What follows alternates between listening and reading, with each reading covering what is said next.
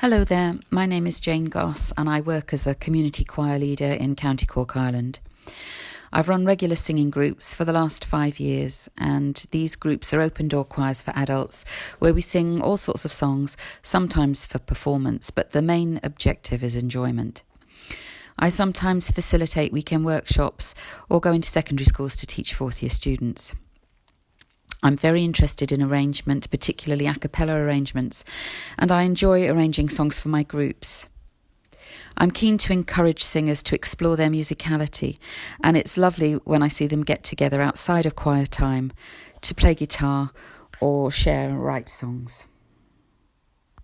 What is my research topic? Well, I'm very interested in the phenomena of group singing and its effect on health and well-being, and the many ways it can benefit individuals and communities. My question is, what is the impact of community singing and how does it inform our community music practice? Why am I asking this? As I look around today, I see community singing groups growing in numbers. Even in the very rural area where I live, there are at least 9 different groups. The diversity of the groups being offered is increasing, as well as the number of groups and singers. It seems that it's generally easier for people to find the kind of group that will suit them, perhaps the choice of music that's being presented or the teaching method offered. Over the years, I've watched people coming to choirs to be uplifted and to socialise. I've watched certain individuals really responding and changing over time.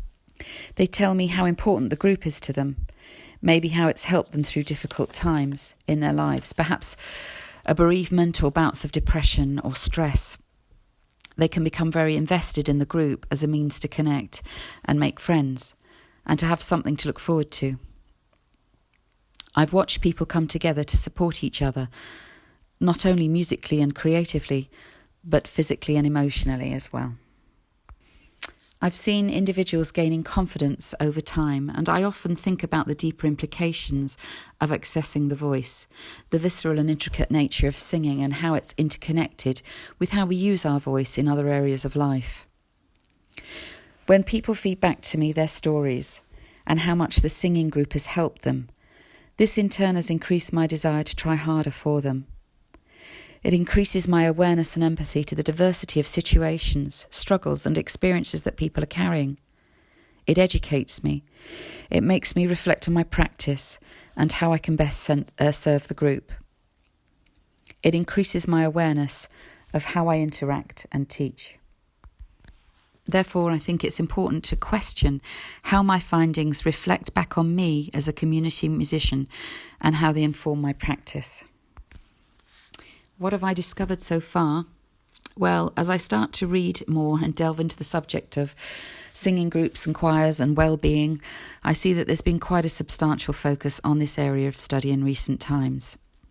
There seem to be contributions from many different disciplines, not only community musicians, but music psychologists and therapists, clinical and educational psychologists, and people working in public health. So I feel I've got a lot more reading to do. I've only come across a couple of books of significance at the moment. Stephen Clift seems to be an author who's come up. He's written Singing, Wellbeing and Health.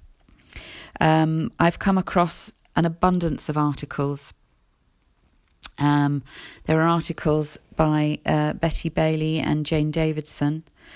The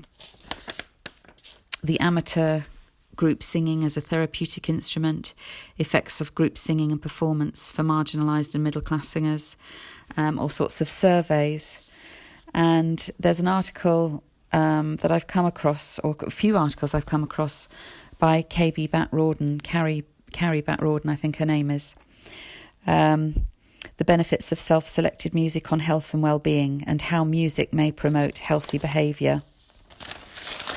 I've just been reading a survey that she carried out in Norway called Singing Has Empowered, Enchanted and Enthralled Me, Choirs for Wellbeing. And I leave with a quote from the end of that article, which I find rather nice. It says here, "The power of singing as empowering, enchanting and enthralling should not be underrated, but seen as a vital health-enhancing aspect of everyday life."